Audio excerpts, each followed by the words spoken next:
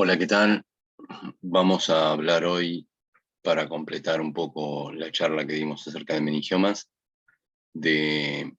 los tumores mesenquimales no meningoteliales y de tumores melanocíticos, de acuerdo a la clasificación de la OMS del año 2021. Eh, Este es el listado de los tumores y, como ven ahí, vamos a hablar de tumores de partes blandas, dentro de los cuales van a estar los tumores fibroblásticos y miofibroblásticos. Este es el de mayor importancia, yo creo, después del meningioma, para los tumores meningios,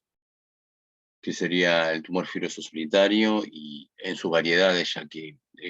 en esta nueva clasificación ha cambiado la forma de tipificarlos inclusive. Luego vamos a hablar de algunos tumores vasculares, como los hemangiomas y las malformaciones vasculares, y el hemangioblastoma. Vamos a hablar brevemente después de algunos otros tumores, como el rhabdomyosarcoma, y vamos a hacer mención de toda una línea de nuevos tumores recientemente descritos, como ser el tumor mesenquimal intracraneal con la fusión positiva de FET-CREB, el sarcoma con rearreglo SIC, el sarcoma intracraneal primario mutante de DICER1 y el sarcoma de Ewing. Respecto de específicamente esta nueva clasificación, la OMS lo que ha tratado es de alinear la clasificación, la terminología de los tumores mesenquimales no meningoteliales con su contraparte en el Blue Book de tumores óseos y de tejidos blandos. Por otro lado, solo va a cubrir el de tumores del sistema nervioso, solo va a cubrir aquellas entidades que ocurran con cierta frecuencia en el sistema nervioso, y no las que no ocurran con determinada frecuencia, porque ellas ya están cubiertas en su descripción histológica en el libro azul de tumores de partes blandas. Decíamos que hay una serie de tumores que se han sido agregados recientemente, y dentro de ellos van a estar el tumor mesenquimatoso intracraneal con la fusión FET-CREB positiva, que es una lesión que se ha clasificado como provisional en la clasificación, el sarcoma con reordenamiento de SIC y el sarcoma intracraneal primario y DICER1 mutado. Pero los cambios más importantes, o por ahí los más interesantes, son respecto de el tumor fibroso solitario / hemangiopericitoma, que era una categoría que se había delimitado en la clasificación de 2016 y que ya no va a existir, ya que el término de hemangiopericitoma se ha retirado y ahora hay un solo tipo tumoral. Ese tipo tumoral es el tumor fibroso solitario, y ese tipo tumoral tendrá luego 3 grados diferentes. Entonces vamos a hablar de ese. ¿Qué es un tumor fibroso solitario? Es un tumor fibroblástico de amplio espectro histológico, que antes estaba considerado dos entidades, como dijimos, junto con el hemangiopericitoma, pero que ha sido unido por la genética, ya que ambos comparten el mismo tipo de alteración. Los tumores fibrosos solitarios intracraneales son más frecuentes en mujeres, alrededor de los 50 años. La mayoría son benignos, pero entre un 10 y un 15% tienen un comportamiento agresivo. Habitualmente son durales y supratentoriales, por lo tanto su diagnóstico diferencial por imágenes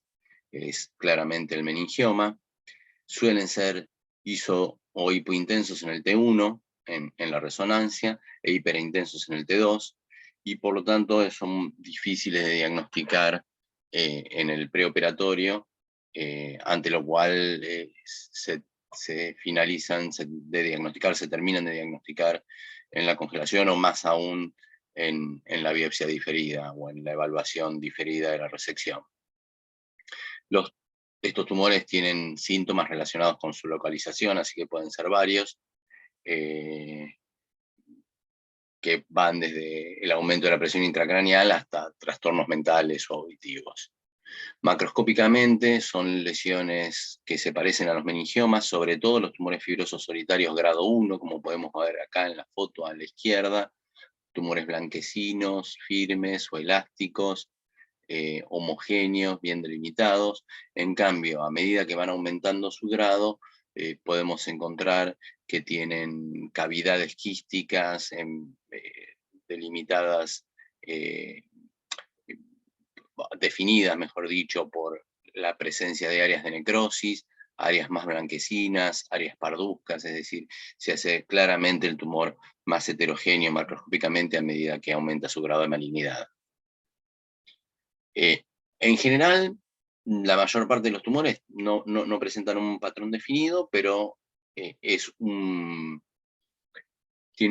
son una forma de crecimiento de células fusiformes u ovoides dentro de un estroma de colágeno variable, más denso en los de menor grado, que se va haciendo menos denso el estroma de colágeno a medida que van aumentando el grado, mezclado con vasos sanguíneos ramificados y alinizados en forma de asta de ciervo, es decir, vasos que se denominan hemangiopericitomatosos. La combinación de CD34, CD99 y BCL2, todos positivos, es un panel que se utilizó durante mucho tiempo para definir el tumor fibroso solitario, y estos marcadores inmunistoquímicos son bastante sensibles y muestran una expresión fuerte y difusa en aproximadamente el 90% de los casos. Desde que se reconoció que todos estos tumores poseen la fusión del gen NAB2 STAT6, y se pudo traducir esta fusión en la inmunomarcación contra STAT6 específicamente, se convirtió este marcador en un sustituto de esta fusión genética, y tiene una excelente sensibilidad y especificidad, ya que se expresa desde los tumores fibrosos solitarios a los tumores malignos de alto grado de este espectro, ¿no? Así tenemos que vamos a ver un grado 1, que es un patrón de fascículos cortos con áreas alternas hiper e hipocelulares con bandas gruesas de colágeno. Un grado 2 con mayor celularidad, pero sigue siendo rico en una red de fibras de reticulina y con una cantidad de mitosis que son menores a 5 por 10 campos de gran aumento. Y un grado 3 con alta celularidad, rica en red de fibras de reticulina también, pero con más de 5 mitosis por 10 campos de gran aumento. Ahí necrosis lo pongo entre signos de interrogación, porque si bien hay muchos autores y hay varios trabajos que dicen que la necrosis sería una característica bastante típica del tumor fibroso solitario grado 3, no parece estar incluido dentro de los ítems importantes en la definición de la Organización Mundial de la Salud. Hay que saber que todos ellos tienen vasos grandes, abiertos y ramificados en forma de asta de ciervo, y que de acuerdo a los tratamientos, el grado 1, es decir, el tumor fibroso solitario considerado benigno, parece ser que sería curable solo con la cirugía, mientras que los otros 2 grados, que ya son más agresivos, tienen tendencia a invadir el parénquima cerebral y deberían ser tratados con cirugía y radiación posterior. Vamos a empezar a ver algo de la histología, y vamos a mostrar vamos a ir desde el bajo grado hacia los grados más altos. Como pueden ver, lo que decíamos antes, lo que describíamos, vasos hemangiopericitomatosos, es decir, ramificados en asta de ciervo, con un fondo colágeno. La verdad es que este tumor, esta foto de esta lesión, no es tan celular y está constituida por células ovoides o fusiformes, pero con amplia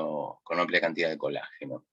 Hay algunas otras lesiones que se van haciendo cada vez más celulares, pero lo que queríamos mostrar en esta foto es más que todo a mayor aumento como se ven las células de un tumor fibroso solitario. Se ven elongadas, con núcleos elongados o ovoides,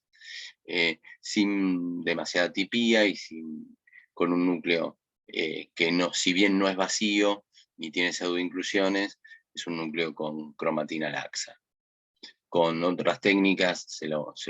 puede ver el fondo reticular o el fondo colágeno que posee este tumor, digamos, esta red que rodea con fibras de reticulina o con fibras de colágeno casi célula a célula, y a mayor aumento lo podemos volver a ver en este caso también con otra técnica para fibras de reticulina. Hay lesiones, las lesiones luego se van haciendo van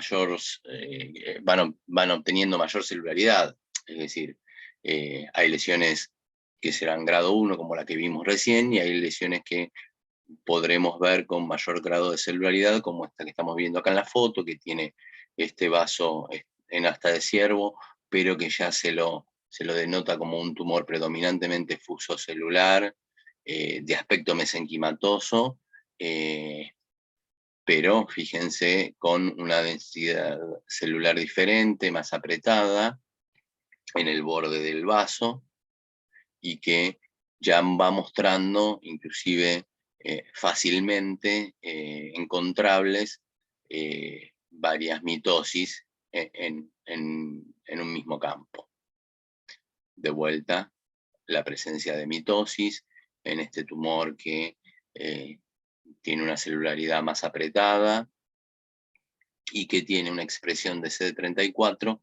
un poco menor que la que tienen en general los tumores fibrosos solitarios de bajo grado o grado 1. Es decir, la expresión de CD34 va disminuyendo a medida que el tumor se va desdiferenciando o a medida que el tumor va adquiriendo un grado mayor de malignidad,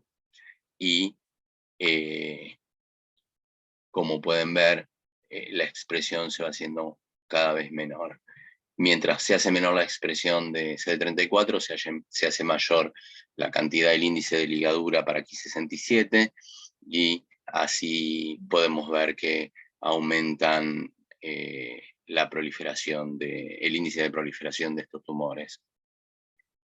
Inclusive el Ki67 nos sirve muchas veces para ir a buscar las mitosis que no hayamos visto,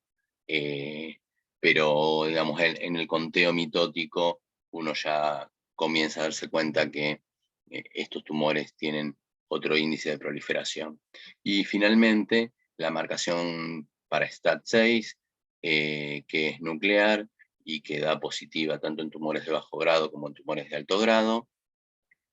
y que hace el diagnóstico específico de la lesión. Vamos a hablar un poquito de las malformaciones vasculares. Respecto de esto vamos a ser cortos, digamos, no nos vamos a extender demasiado. Vamos a hablar de malformación arteriovenosa con localización en hemisferios cerebrales, tronco cerebral y cerebelo, y recordar la histología, que eran arterias y venas con elástica malformada y parénquima gliótico, qué era la diferenciación entre las malformaciones y los verdaderos angiomas, la presencia o no de parénquima interpuesto gliótico, la malformación venosa, que también tiene una localización que puede alcanzar también a las meninges, y una histología con venas con elástica malformada y parénquima gliótico. En este caso vamos a tener ausencia de arterias, en vez de ser una malformación arteriovenosa, estará constituida solo por venas. Para mostrar un angiograma de una colección tortuosa de pequeños vasos irregulares en la región temporal del cerebro, y para mostrar una macroscopía, ¿sí?, de justamente una masa de vasos irregulares y tortuosos en la región parietal posterior izquierda, y para mostrar la histología, el aspecto histológico de la malformación vascular, que revela distintos canales vasculares, algunos arteriales, otros venosos, es decir, de paredes más delgadas, pero aún con paredes hialinizadas, ¿sí?, y con parénquima interpuesto, parénquima gliótico interpuesto. Otro tipo de malformaciones que existen son las telangiectasias capilares, que se pueden localizar en cualquier lugar del sistema nervioso central, y la histología son capilares dilatados de paredes finas inmersos en el parénquima cerebral. Estos pueden servir, las telangiectasias capilares, para reconocer la posibilidad de algún síndrome de nombre propio. Telangiectasias están presentes en el Rendu-Osler-Weber, digamos, en algunos síndromes que juntan la telangiectasia cerebral con otras alteraciones, como el síndrome de ataxia telangiectasia, etc. Y configuran entidades clínico-patológicas específicas. Finalmente, el que consideramos realmente tumoral, que es el angioma cavernoso o cavernoma, cuya histología es un nido de vasos anormales y aninizados o fibróticos con lámina elástica sin parénquima interviniente. Entonces esto es una verdadera lesión ocupante de espacio que conforma un tumor en el sistema nervioso. Esto es un ejemplo de telangiectasias, ¿sí? Dentro del parénquima, dilataciones de los capilares, que microscópicamente se ven de este modo, digamos, vasos dilatados y congestivos en el medio del parénquima cerebral. Esta es una tomografía computada de un paciente con múltiples lesiones cavernomatosas, es decir, con múltiples angiomas cerebrales de tipo cavernoso. Y esto es una histología de esa misma lesión, vasos de paredes irregulares y alinizadas, pero como se definen espalda contra espalda, sin parénquima interpuesto, gliótico, a veces con gran cantidad de calcificaciones. Y para terminar con los vasculares, vamos a charlar un tumor que se denomina mangioblastoma, que durante muchos años lo denominamos directamente mangioblastoma de cerebelo, porque es la localización más común, aunque hay casos descriptos supratentoriales, inclusive intraespinales. Son lesiones de bajo grado, de crecimiento lento. Dijimos que la localización más común es en el cerebelo en los pacientes adultos, que cuando son múltiples hay que buscar la posibilidad de que haya una asociación con un síndrome, que en este caso será el síndrome von Hippel-Lindau. Suelen ser lesiones solitarias, de localización intramedular en ese caso, y en la resonancia son lesiones expansivas con señal variable en T1, o ISO hiperintensas en el T2 y con un realce homogéneo. En ocasiones se lo ve como la típica lesión de quiste con nódulo mural, hipercaptante, que es diagnóstica y que es bastante evidente. Como se puede ver acá, lo que decíamos antes, la noción de la lesión quiste con nódulo mural hipercaptante, acá lo mismo, quiste con nódulo mural hipercaptante, una lesión que es, como dice ahí, hiperintensa en T2 y hipointensa en el T1 en este caso. Histológicamente está constituida por dos tipos celulares, células endoteliales vasculares, que son CD34 y CD31 positivas, y células estromales vacuoladas, que son positivos para inhibina sobre todo, pero también hay reportes, digamos, está descrito que son positivas para brachyury, que es un marcador predominante del cordoma. Son importantes los diagnósticos diferenciales del hemangioblastoma, porque histológicamente se pueden confundir con cualquier neoplasia de células claras. Entonces, y ahora vamos a ver algunas fotos, por lo tanto, el diagnóstico diferencial es con algunas lesiones primitivas del sistema nervioso, como ependimomas de células claras o meningiomas de células claras, y más comunes aún todavía, con lesiones metastásicas, como ser carcinomas de células claras. El más típico sería el carcinoma de células claras del riñón, con el cual hay que hacer diagnóstico diferencial, pero eso se hace por la inmunohistoquímica, porque los carcinomas de células renales tienen un patrón específico de inmunohistoquímica, de inmunomarcación, que es diferente de esta positividad para inhibina que da comúnmente el hemangioblastoma. Fíjense, acá tenemos la histología a bajo aumento, con áreas más de células claras y áreas más vasculares puras. Acá tenemos a mediano aumento esta alternancia entre células de citoplasma claro vacuolado y células endoteliales que definen capilares dilatados. A mayor aumento lo podemos ver mejor, entonces los dos componentes del tumor, la célula endotelial vascular y la célula estromal de citoplasma amplio vacuolado, claro, y CD31, CD34 va a marcar la gran cantidad de vasos. Respecto de los rhabdomyosarcomas, pueden ocurrir en cualquier parte de la cavidad craneal, pero son tumores que tienen cierta predilección por la base del cráneo. Es la categoría más grande de sarcoma de tejido blando en niños, y son de curso clínico progresivo, rápido y de mal pronóstico. Son masas destructivas extraxiales de gran tamaño que se extienden a cualquier compartimiento, a la órbita, a la región paranasal, etc. Es común que remodelen o destruyan directamente el hueso, y en la resonancia los tumores a menudo refuerzan con la administración de gadolinium. Fíjense la lesión, en este caso a nivel de la cavidad orbitaria, y básicamente, como cualquier rhabdomiosarcoma, están constituidos por, como cualquiera, es decir, como forma de... los rhabdomiosarcomas tienen variedades histológicas, pero digo, la concepción inicial es la de que es un tumor de células redondas, pequeñas y azules, que pueden tener, como se ve abajo, diferenciación hacia músculo estriado esquelético. Para terminar con estos tumores estromales, vamos a mostrar algunas de las lesiones mesenquimales no meningoteliomatosas recientemente descritas. El tumor intracraneal mesenquimal FET-CREB positivo, que tiene morfología variable y una función específica que es la que los caracteriza. El sarcoma con rearreglos SIC, que tiene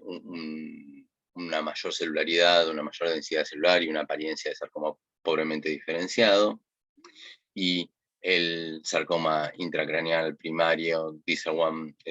con mutación de DICER1, con sus característicos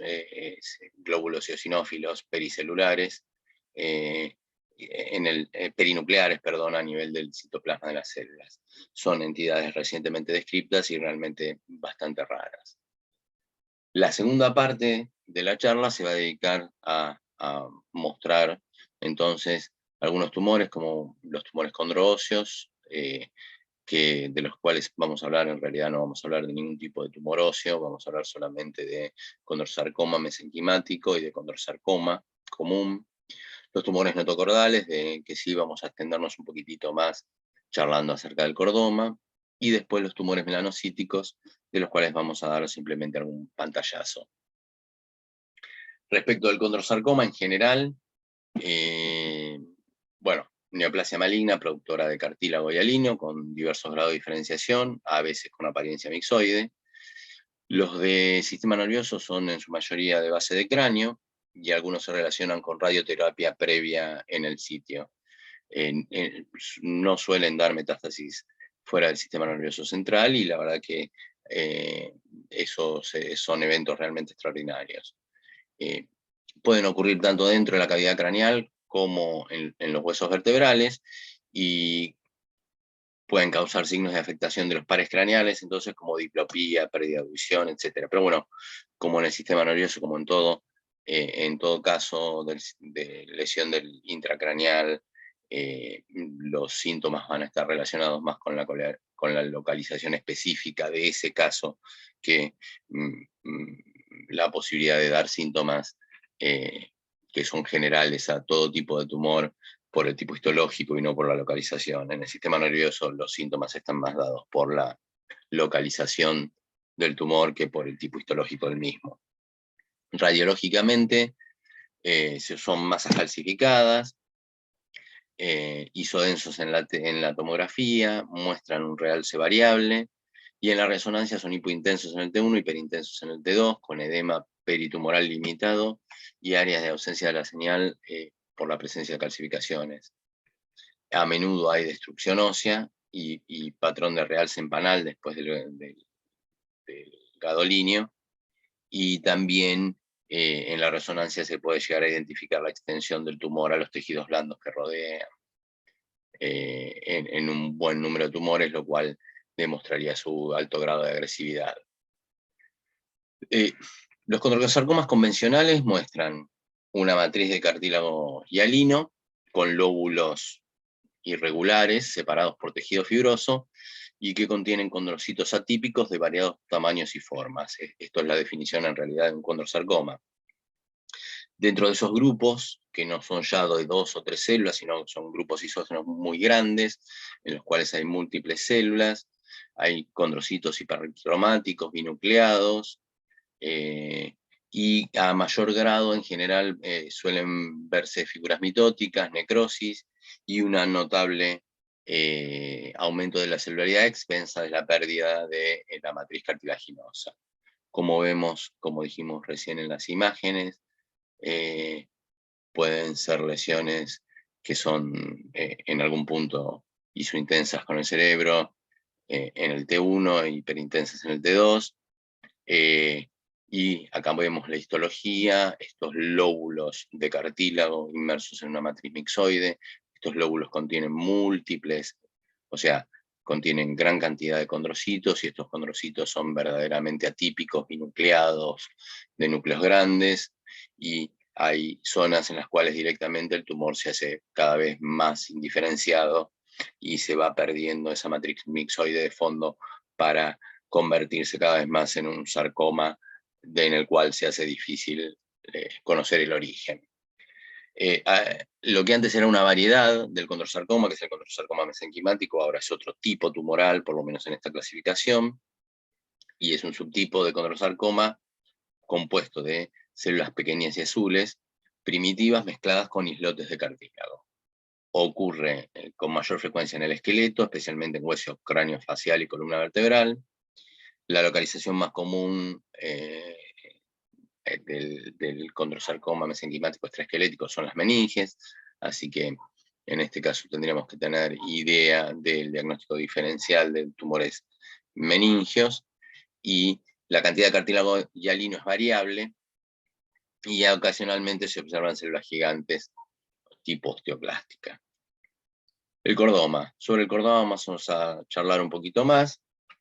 porque son neoplasias de crecimiento lento, pero potencialmente malignas, que se cree que se originan de la notocorda, que es una estructura ubicada en la superficie ventral del tubo neural, que luego es reemplazada por la columna vertebral, y para eso vamos a tener dos localizaciones bastante típicas, que son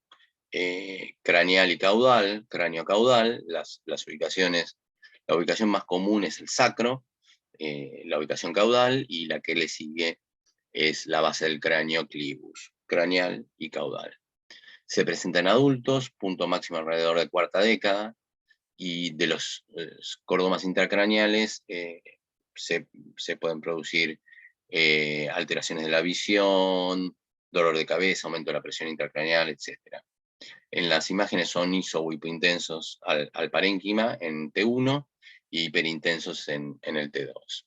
Y también muestran realce con el gadolinio.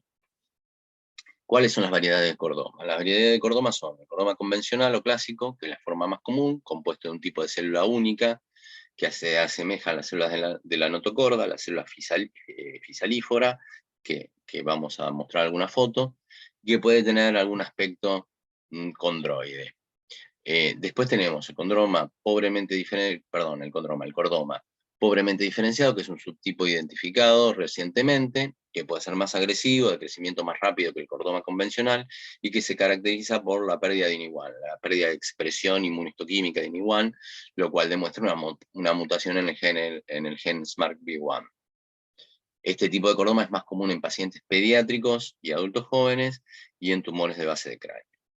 El cordoma desdiferenciado, que es más agresivo y de crecimiento más rápido que todos los demás tipos de cordoma,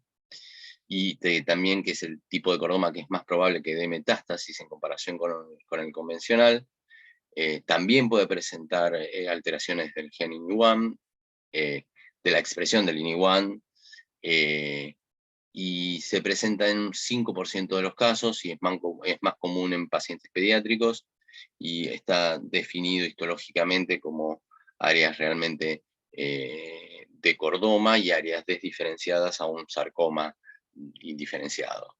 Y el cordoma condroide, que es un término que ya no se utiliza, pero lo nombramos porque es un término histórico que se utilizaba para los cordomas que se parecían, en cuya matriz se parecían un poco más a los tumores cartilaginosos, y por lo tanto era un buen diagnóstico diferencial de condrosarcoma o de condroma. Pero bueno, como el panel de inmunomarcación es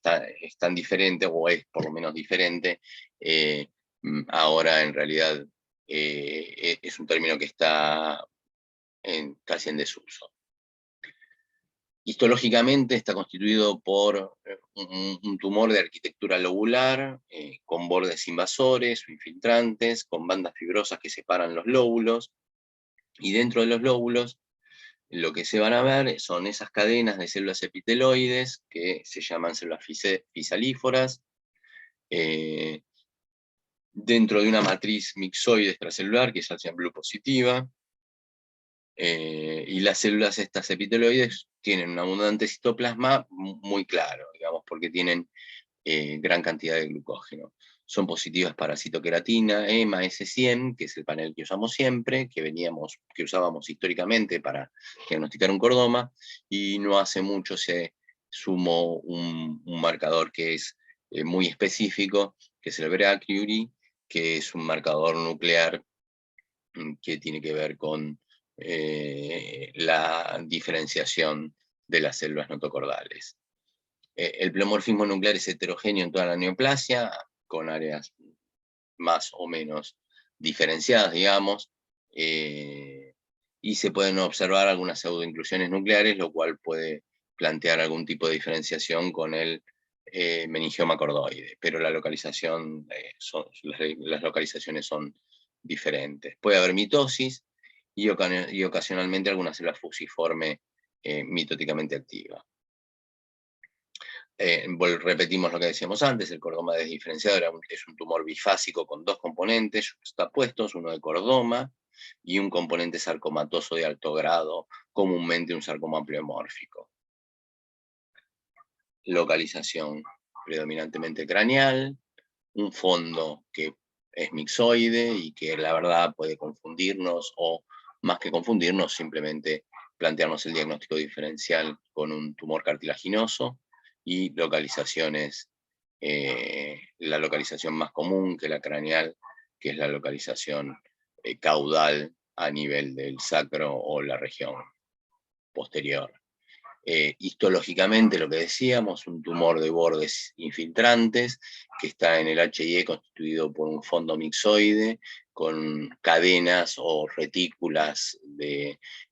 células epitelioides de citoplasma acidófilo claro, que marcan como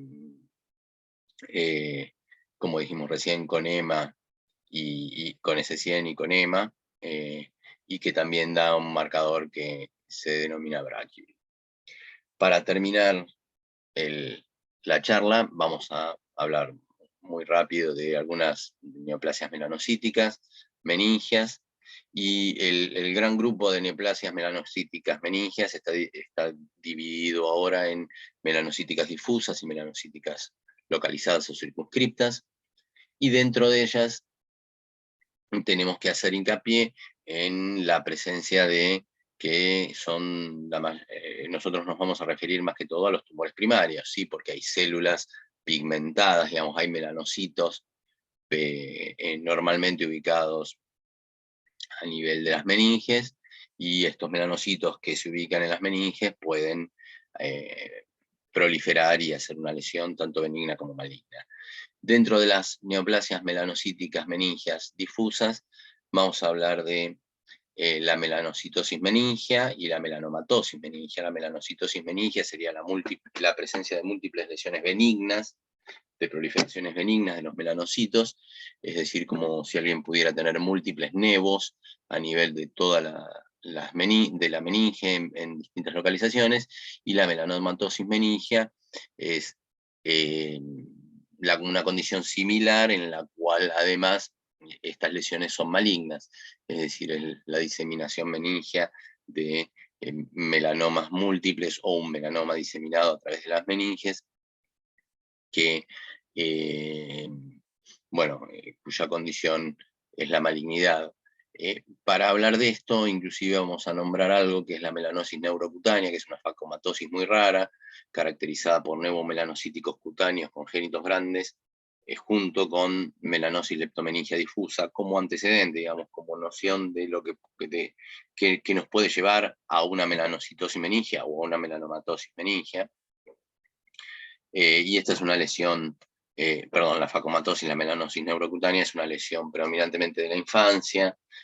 con mal pronóstico, con una distribución aproximadamente igualitaria de género y sin predisposición racial.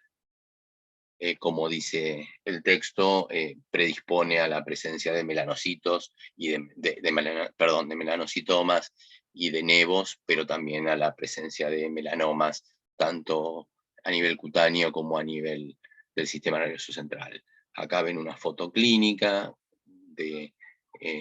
este tipo de facomatosis y ven algunas imágenes en las cuales se convierten en verdaderos tumores meningios que comprometen, o en este caso que comprimen el parénquima, e histológicamente está constituido por células predominantemente fusiformes, pigmentadas,